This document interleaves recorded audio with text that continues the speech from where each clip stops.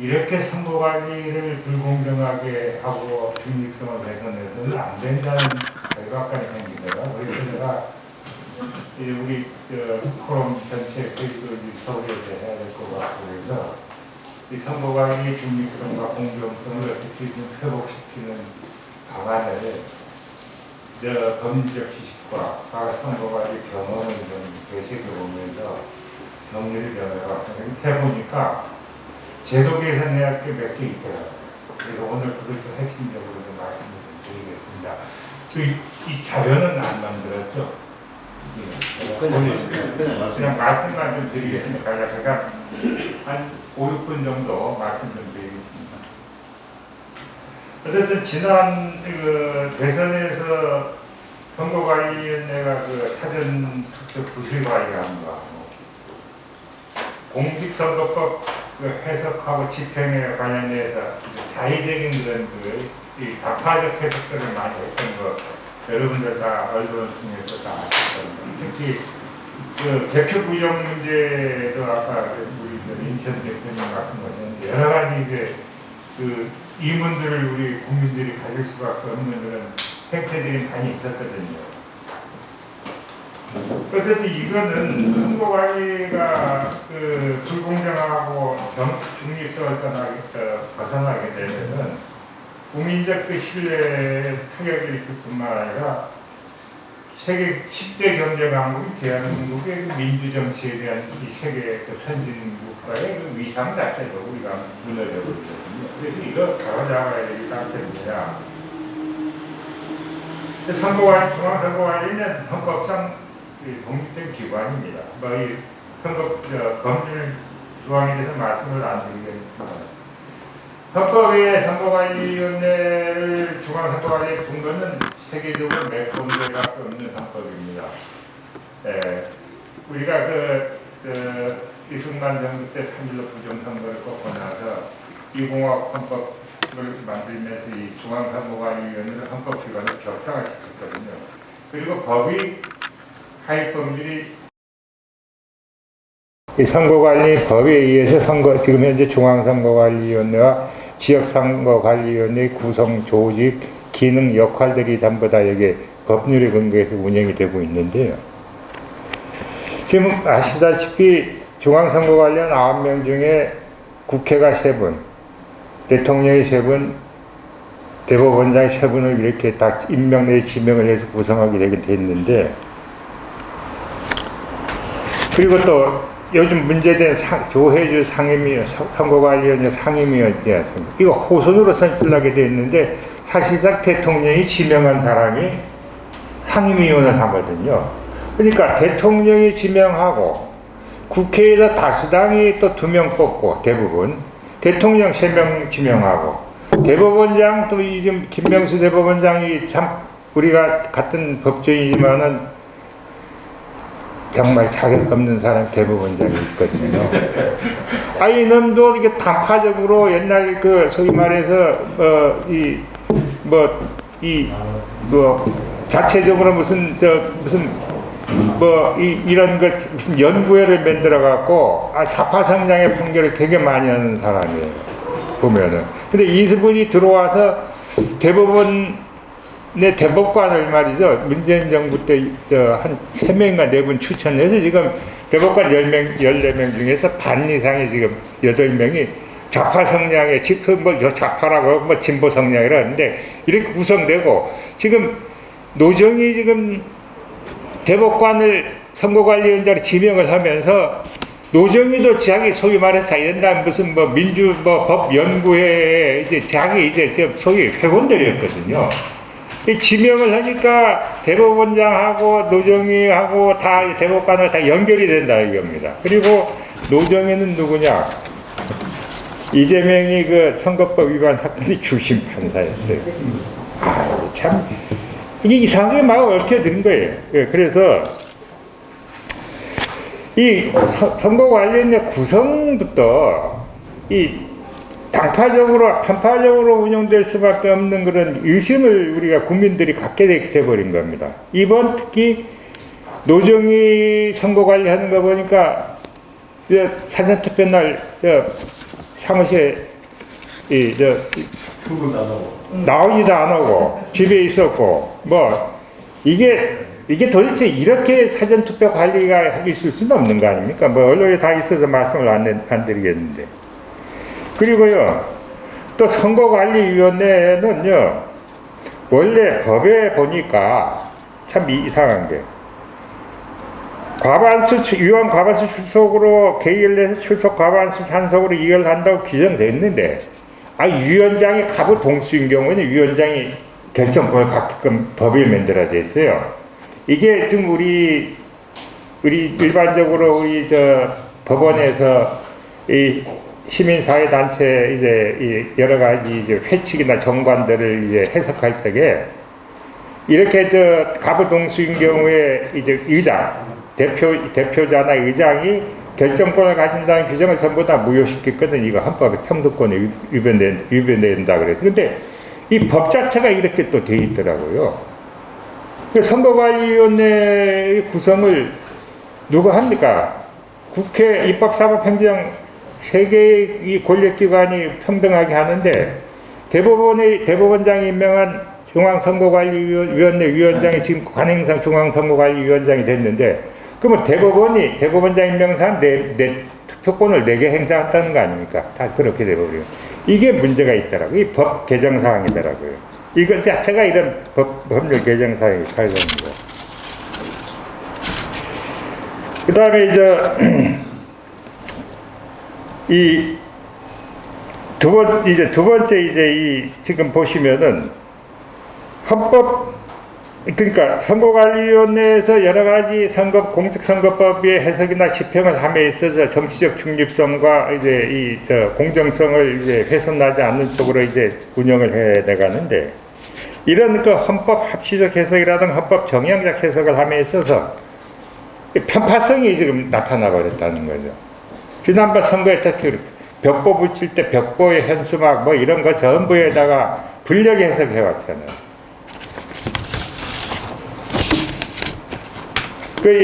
지난 2010년도 했던 지방선거의 핵심 하나가 그때 MB 정부 때인데 4대강 살리기 사업이나 무상급식 관련해서 말이에요. 선거관리위원회가 여러 가지 편파적 해석을 했던 사례들이 있었거든요. 이게 지금도 고치질 않고 있어요. 그래서 제가 지금 생각해 보니까요.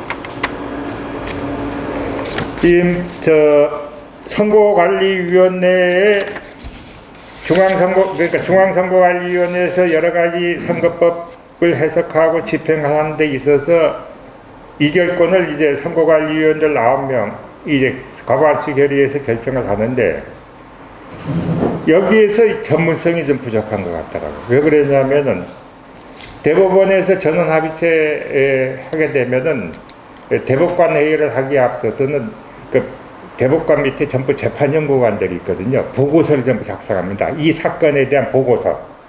그 보고서가 그게 이 대법관, 주심 대법관이든 옆에 뭐 다른 배석 대법관한테 전부 보고서가 올라온 그 대법관들이 그걸 검토를 해서 전문적으로 이게 문제가 있는지 없는지 결정을 하게 되는데 헌법재판소도 그게 있어요. 헌법재판연구관. 헌법재판관 밑에. 그리고 대법원에도 대법관 밑에 있는데 중앙선거관련 그 제도가 없더라. 선거관련법을 제가 보니까. 그러니까 그러면은 국회에서 선출한 3명의 중앙선거관리원, 대통령이 임명한 중앙선거관리원, 소위 말해서 비법률가가 선정될 가능성이 많거든요. 그 자의적 해석이 있고 당파적 해석이 있을 수 있다 이 말이에요. 그래서 이런 거를 사전에 좀 컨트롤하기 위해서는 이 선거관리위원법을 개정을 해서 중앙선거관리위원회에도 소위 선거연구관이라는 제도를 둬서 좀 검토보고서가 나오도록. 그래야 그 검토보고서가 왜 그랬냐면 그 기록이 남거든요. 그러니까 뭔 말이냐면 요번에도 제가 보니까 이재명이 선거법 위반 지난번 재판했었잖아요. 파기환송돼서 무죄 판결 나왔지 않습니까? 그 보고서가요 공개가 안 됐다. 공개가. 그 노정희가 주심 판사를 했는데 그 공개를 안 시키고 있대요. 공람을 돌려야 되는데 공람을.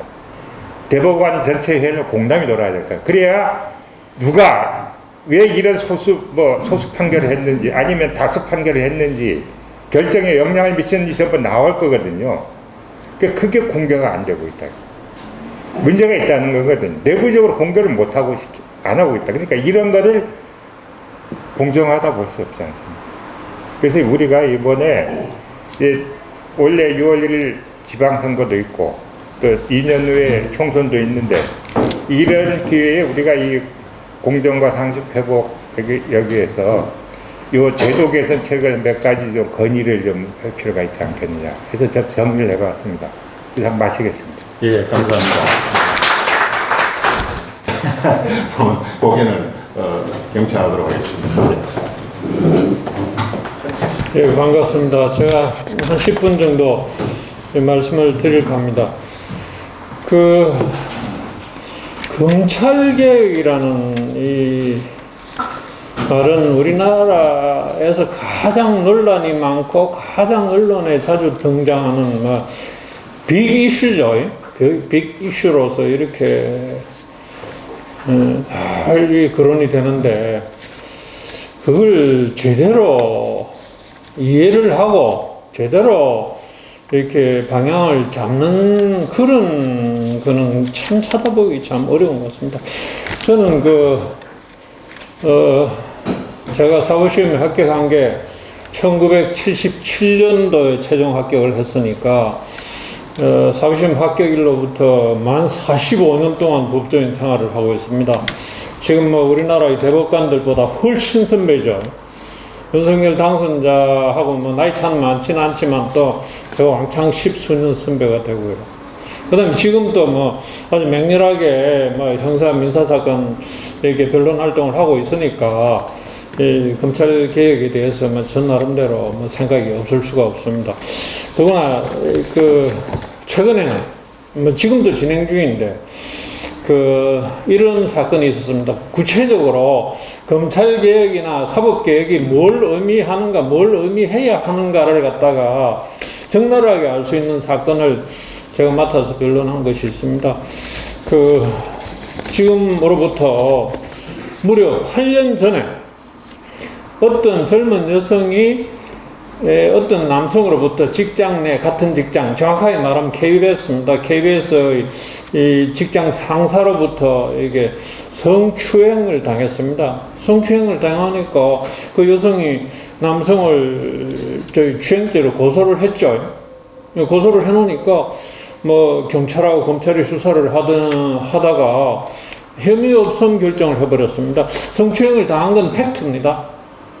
논란의 소지도 없는 겁니다. 근데 그걸 불기소 혐의 없음 처분을 해버렸고, 혐의 없음 처분이 내려지면 이제 고소인이 불복하는 절차들이 있어요.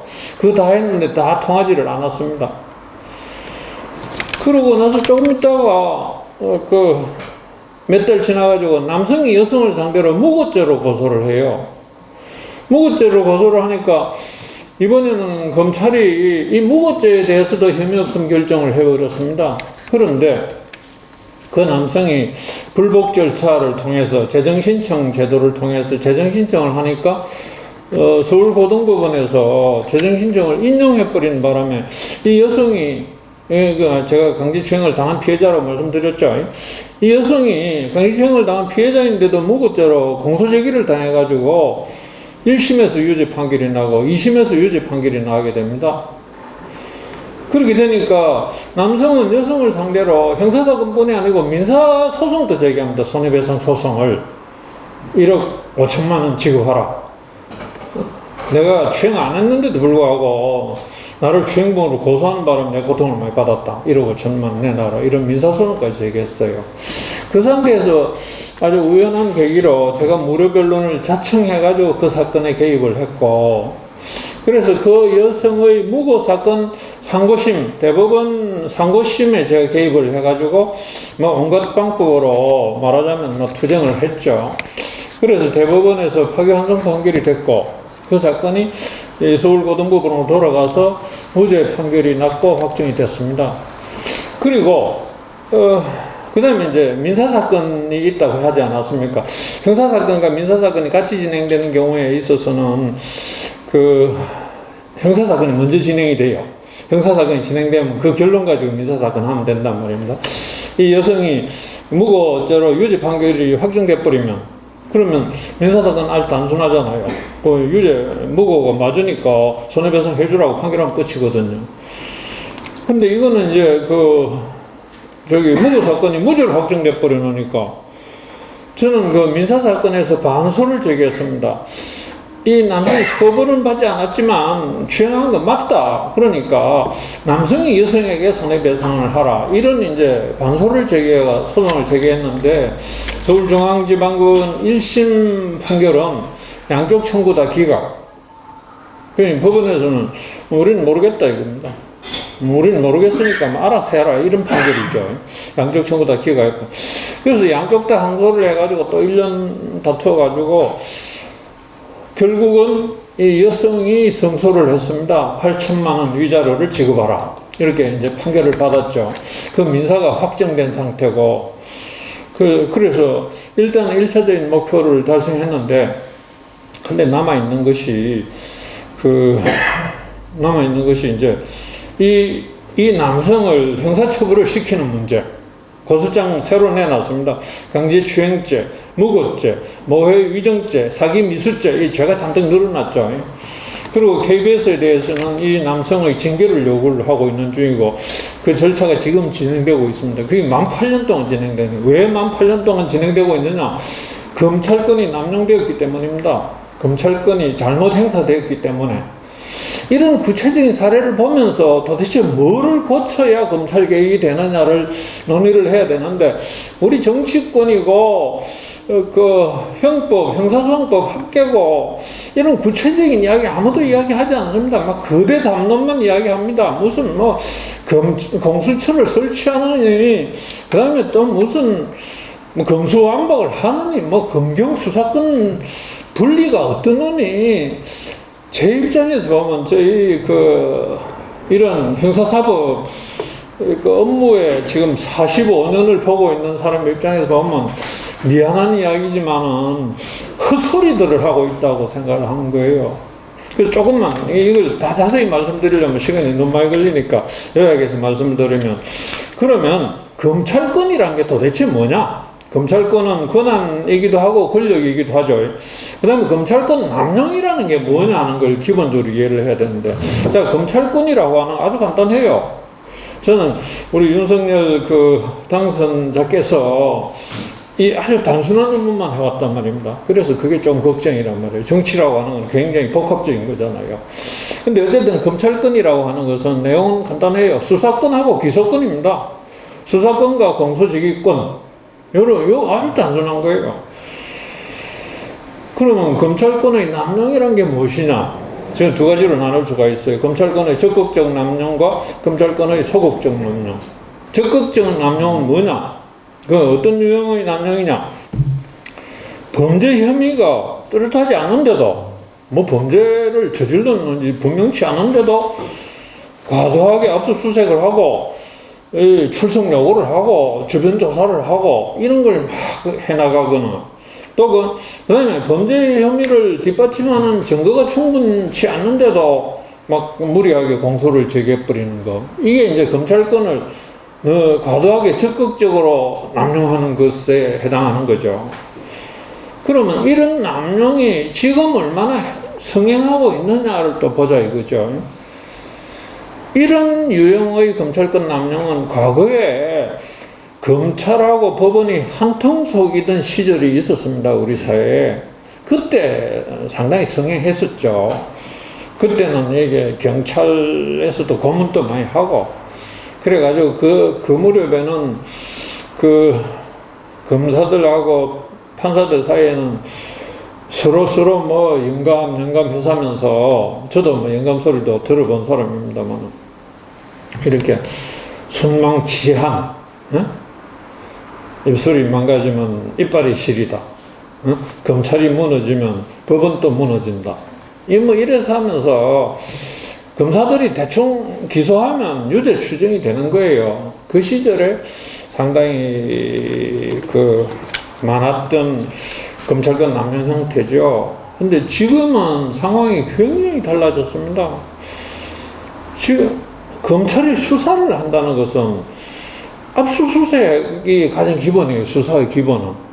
피의자 출석 요구도 있고 압수수색도 있고 한데 피의자 출석 요구는 참고인 출석 요구가 진술 듣는 것은 말 안 하면 그만이에요. 말 안 하는 걸 옛날에는 좁혀가지고 고문을 해서 말을 하게 만들 수 있지만 지금은 그게 안 되니까.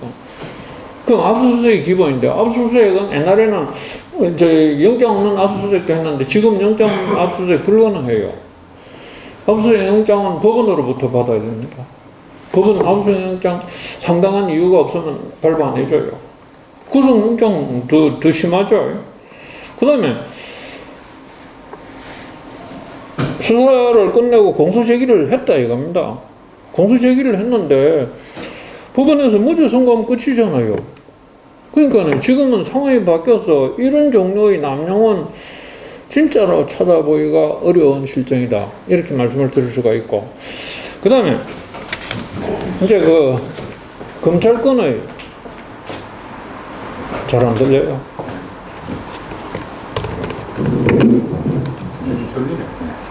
검찰권의 소극적 남용을 좀 말씀드리면 범죄 혐의가 뚜렷한데도 불구하고 압수수색도 안 하고 참고인 소환 조사도 안 하고 뭐 피의자 소환 조사는 사실은 그거는 중요한 게 아니에요. 피의자는 마지막에 변명할 기회를 주는 거예요. 범죄 혐의가 다 드러났다 이거요. 불러가지고 혹시 수사기관이 모르는 어떤 사정이 있었는지를 들어보는 절차죠. 그래서 어쨌든 간에 범죄 혐의가 뚜렷한데도 압수수색도 안 해. 압수수색 영장 청구하면 압수수색 영장 발부될 텐데 청구도 안 해. 참고인 소환도 안 해. 안 해. 이런 거. 그 다음에 범죄 혐의를 뒷받침할 증거가 충분히 나타나 있는데도 공소제기 안 해. 공소제기 안 하고 푹 쳐박아 놓든지 안 그러면 혐의 없음 결정해버리든지 이런 형태의 남용을 검찰권의 소극적 남용이라고 할 수가 있죠. 이런 유형의 검찰권 남용은 과거로부터 현재까지 지금 이 순간까지 우리 사회에 철철 넘치고 있습니다. 첫날 만날 이런 종류의 검찰권 남용이 벌어지고 있는 거예요. 특히 문재인 정권의 후반기에 들어와가지고 문재인 정권에서 초반기에는 적폐 수사를 했잖아요. 그러고 나서는 이제 자기네들이 이제 거대한 적폐로 등장했죠. 아주 무시무시한 적폐로 등장을 했습니다. 근데 그 순간부터는 검찰은 아무것도 안 해요. 경찰은 물론 뭐 할 줄도 모르고 아무것도 안 하죠. 그래서 이런 종류의 검찰권 남용이 지금 기승을 부리고 있는 검찰권 남용이다 이렇게 말씀을 드릴 수가 있고, 그러면 이런 종류의 검찰권 남용의 책임은 어디에 있느냐? 마치 검찰에게 다 있는 것처럼 말하는데 천만에요. 검찰에도 책임이 있지만 우리 사회의 권력에는 정치 권력도 있고 경제 권력도 있고 문화 권력, 우리 사회 권력자들이 생각보다 많습니다. 학계에도 학계의 권력자들, 이런 우리 사회의 권력들의 책임이 많죠. 늘 이렇게 우리 사회는 어떻게 보면 이게 범죄들이 이렇게 그 사회 지도층들의 범죄 행위가 어떻게 보면 상당히 많은 사회라고 할 수 있는데, 그런 사람들이 검찰에 부당하게 청탁을 하고 뇌물을 주고 이런 식으로 해가지고 이렇게 뭐 검사를 보고 인맥을 동원하고 돈을 동원하고 해가지고 제발 수사하지 말라, 그냥 모른 척하고 넘어가달라 이러니까 그냥 이런 남용이 생기는 것이고, 그런 남용이 또 가능한 근본적인 배경은 우리 사회의 가치관입니다. 우리 사회의 가치관, 가장 큰 가치가 뭐냐 하면 출세주의 가치관이죠. 무슨 개개인의 무슨 인격적 가치, 무슨 여러 다양한 가치가 있는 게 아니고 출세가 최고다 이게. 출세하면 뭐하냐? 돈 벌고 권력 가진다 이거죠.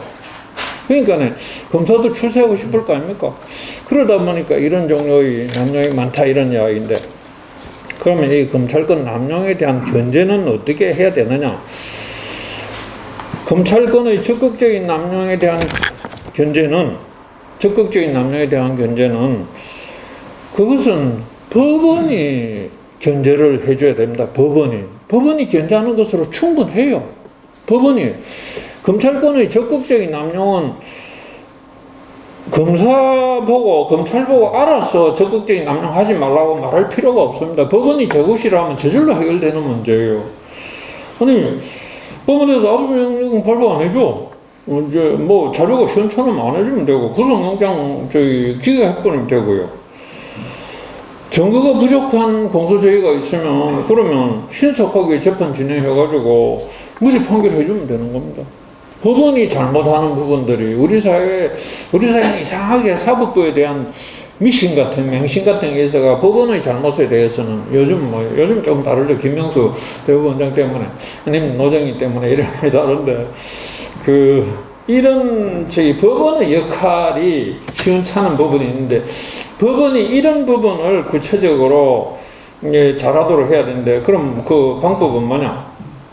법관에 대한 철저한 직무교육, 반복적인 직무교육, 이런 게 있어야 되는데, 우리나라는 그런 부분들이 굉장히 취약한 것 같습니다. 검찰권의 소극적 남용에 대한 견제는 어떻게 해야 될 것이냐? 현재 검찰권의 소극적 남용, 그러니까 검찰권을 마땅히 행사해야 되는데 안 하는 데 대한 견제 수단이 있냐고요? 우리 사회에 견제 수단 없습니다. 우리 사회에 지금 아무것도 마련된 게 없어요. 고소를 했다 이거예요. 범죄 피해를 당해가. 제가 아까 사건 보셨잖아요. 피해를 당해가지고 고소를 했다 이거야. 근데 불기소 처분, 혐의우선 처분해버린다 이겁니다. 그러면 검찰청법상에 항고제도가 있어요. 형사소송법상에 재정신청 제도가 있어요. 그거 굉장히 형식적으로 운영이 됩니다. 고소를 했다가 뜻대로 안 되고 혐의우선 처분이 나오고 나서 항고를 하면 말입니다. 인쇄에 되는 양식이 있어요. 자료를 수사 기록을 잘 살펴봤으나 혐의우선 처분이 타당하다 이래버려요. 재정신청 해봐야 재정신청 기각 결정문도 거의 두 줄짜리 양식이 있어요. 이런 거를 갖다가 못하도록 하는 이런 장치를 마련하는 게 검찰 개혁의 검찰권 남용에 대한 견제 수단인데 그거 아무도 안 해요. 그래서 수사 불이행이나 공소 부재기의 책임 소재를 규명하기 쉽도록 하는 현실성 있는 장치 마련할 수 있어요. 그 얼마든지 마련할 수 있습니다. 그런데 그거 아무도 논의도 안 해요. 그 다음에 재정신청 제도를 내실 있게 운영하는 방법이 있어요. 그거 아무도 이야기도 안 해요. 대법원 규칙을 제정하고 법관 재교육을 하는 방법으로 얼마든지 가능하다는 말씀을 드리고 싶고, 마지막으로 이제 정리를 해서 말씀드리면, 검찰개혁이나 사법개혁은 다른 게 아니고 검찰권 남용에 대한 효과적인 견제 수단을 마련하는 게 검찰개혁이다 이런 이야기고요. 그 다음에 압수수색 영장과 구속영장 발부의 적정성을 확보하고 증거 없는 유죄 판결이나 증거를 외면한 무죄 판결을 방지하는 게 사법개혁이죠. 좀 현실적으로 돌아와서 해야 된다 이런 이야기고. 그런데 이 문재인 정권에서 공수처 설치했잖아요. 그 다음에 민주당 집단은 검수완박이라고 하잖아요. 이거는 그냥 정치적인 기만 전술의 하나일 뿐이다. 국민들이 막 현혹된 거죠. 공수처 설치가 그래도 공수처 잘 운영하면 좋아지지 않느냐. 천만 말씀입니다. 공수처 당장 없어져야 될 기관입니다. 지금 이런 문재인 정권 들어와서 검찰 개혁으로서 자기네들이 실질적으로 노리는 것은 자신들의 범죄 행위 은폐, 수사 차단을 노리는 검찰 무력화, 민주적 형사사법 절차의 파괴 행위다. 저는 이렇게 해석을 하는 거죠. 근데 여러분들 잘 아시겠지만 문재인 정권의 사용하는 용어들은 말입니다. 우리 일반적인 국민의 가지고 있는 용어하고는 의미가 전혀 다릅니다. 뭐 수사지휘권을 가지고 검찰에 대한 민주적 통제 이거 전혀 그 말은 그 의미가 완전히 다른 말이라는 걸 좀 더 인식을 해주셨으면 좋겠다 싶은 생각을 가지고 있고요. 그래서 앞으로 그럼 어떻게 해야 되느냐? 뭐 여러 가지가 있어요. 여러 가지가 있는데 그 대통령이 검찰권의 운영에 대해서 자꾸 입을 여는 것은 제가 아주 부적절하게 보이고요. 그 범죄 수사에 대한 확고한 의지와 능력을 가진 사람을 그런 검사를 검찰총장으로 임명하고, 그 다음에 법무부 인사권을 이용해가지고 수사 능력이 있는 검사들을 요직에 배치하는 그런 인사, 거기까지만 딱 하고, 그런 식으로 할 수 있도록 제도를 하고, 그 다음에는 아예 검찰권 행사에 대해서 입을 대지 않으면 검찰권의 독립이 이루어지고 검찰 개혁이 이루어질 거다, 이렇게 말씀을 드리고 싶고요. 그 다음에 아까 말한 이 형사사건이 있어가지고 법관들이 제대로 역할을 할 수 있도록 하려면 대법원 규칙을 다시 정비하고, 그 다음에 법관들의 직무평가 제도를 제대로 확립하고, 또 잘못된 그 판결에 이루어졌을 경우에 적정한 징계권의 행사가 필요하겠다, 이렇게 말씀을 드리겠습니다. 짧게 말씀드린다니 조금 길어졌습니다. 고맙습니다. 예, 감사합니다. 네, 경기 공동대표 김선봉입니다. 그래서 이미 아까 초입에 우리 그 대표님들께서 우리 포럼에 나아갈 방향에 대해서 말씀들을 하셨기 때문에 이미 뭐 방향은 어느 정도 나왔습니다. 그래서 저는 이제 거기에 보충해서 조금만 더 발표를 하도록 하겠습니다. 지금 윤석열 당선인께서 작년 3월 4일 검찰총장직을 사퇴를 하고 7월 30날에 국민의힘에 입당을 했습니다. 또 11월 5일에 국민의힘 당내 경선에서 아주 그 우여곡절 끝에 힘들게 당선을 하셨죠. 그리고 이제 3월 9일 날 극적으로 이렇게 대통령, 20대 대통령으로 당선이 되셨습니다. 이번 그 선거 결과가 우리에게 주는 시사점이 있습니다. 그래서 먼저 그 40대와 50대가 우리를 지지를 하지를 않았습니다. 네. 그리고 상대방 후보의 그 범죄 경력 및 그 의혹이 수만 가지가 됨에도 불구하고 그 차이가, 표의 차이가 아주 근소하게 났다는 것이죠. 그러나 뭐 실질적으로는 뭐 7점 몇 %인가 8% 이렇게 난다는 거 아니겠습니까? 그러나 결과는 이제 그렇게 나온 것이죠. 그리고 그 좌파 그 시민단체와 그 민주노총, 이런 강경 노조 등의 이제 앞으로의 이런 결과로 인해서 상당한 그 공격이 예상이 되고 있습니다. 현재 우려되는 그 상황이 대통령 집무실 용산 이전 문제, 또 감사위원 두 분의 그 선출 문제, 이런 인사 문제, 또 6월 1일 날 지방선거의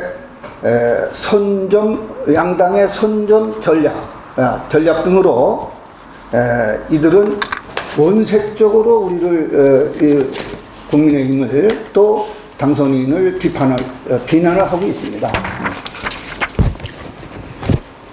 지금 지난 5년 동안에 안보를 다 망쳐놨습니다. 그래서 갑자기 안보 공백이니 안보가 엄중하다니 이런 얘기를 하면서 전혀 지금 인수위에 협조를 하지 않고 있습니다. 오히려 뭐 어떤 면에서 지금 시기를 하고 해방을 방해를 지금 하고 있지 않겠습니까? 보통 일반적으로 선거가 끝나고 나면은 한 2개월 동안은 허니문 기간입니다. 일반적으로. 그래서 여야가 그 화해 무드로 가는 것이 통상 관례입니다. 그러나 지금 이런 그 기간에도 이들은 선제 공격을 지금 해오고 있는 거 아니겠습니까? 지금 선거 연장전에 지금 들어간 것 같아요. 지금 보면은. 그래서 이런 그 우리 국민들이 이런 그 대통령 당선인이 이런 대접을 받으면서 과연 그 통합과 협치를 하는 것이 과연 맞는 것인가? 이런 그 우려를 하지 않을 수가 없고 또 다시 한번 생각을 해봐야 되지 않겠느냐 하는 것을 우리가 볼 수가 있습니다. 6월 1일 날 그 지방선거, 교육감 선거에서 이번에 어느 정도 우리가 특히 그 경기도 그 도지사 선거에서 승리를 하지 못하면은 지금 그 조기 내임덕 현상이 올 수가 있습니다. 또한 그 당선인의 그 주변 그 참모들은 국민의 시선을 좀 두려워하고 지금 현재 그 언론상에 구설수가 그 오르내리는 그런 그 참모들이 있습니다.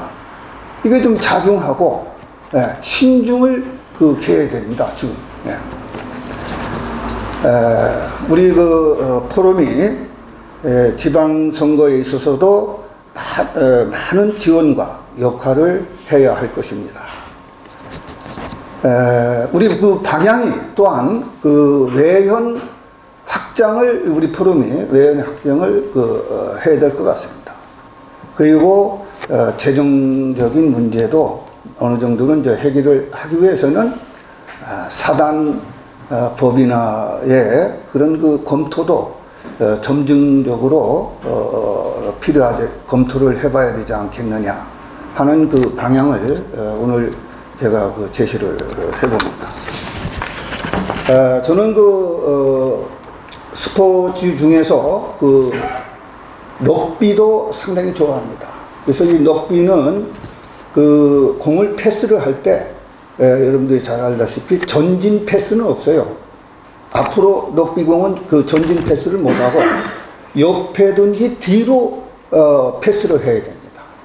그만큼 이 럭비는 팀워크를 그 중요시하는 그런 스포츠입니다.